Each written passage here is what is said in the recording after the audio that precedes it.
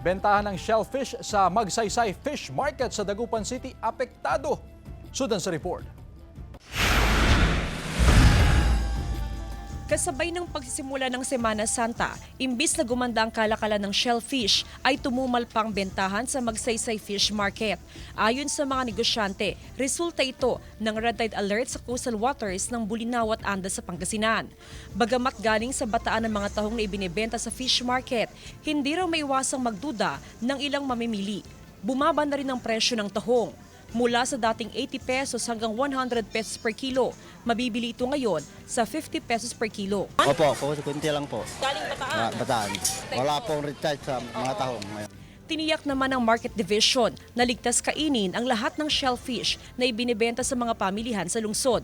Tinutulungan namin yung agriculture para hindi maipasok yung mga nakabante po tayo sa mga tahong, mga ganun. Nagaling lang, hindi naman waste yun, mami. Bulinaw at Anda lang po. Samantala, nananatili namang sapat ang supply ng bangus ngayong Semana Santa. Bahagyan na rin tumaas ang presyo, gaya ng bangus na ngayon ay nasa 170 pesos hanggang 180 pesos ang kilo. Sapat din ang supply ng sari-saring isda. Nagsisimula na rin dumami ang mga mamimili. Kasi kailangan mag-ulam ng kwan, ng hindi karne. Press na press, ma'am. Mas mababa, ma'am. Samantala, asahan daw na sa mga susunod na araw ay magkaroon pa rin ng bahagyang pagbabago o adjustment sa presyo ng mga isda sa Magsaysay Fish Market. Kasama si Daryl Peralta, Jasmine Gabriel Galban, One North Central Luzon.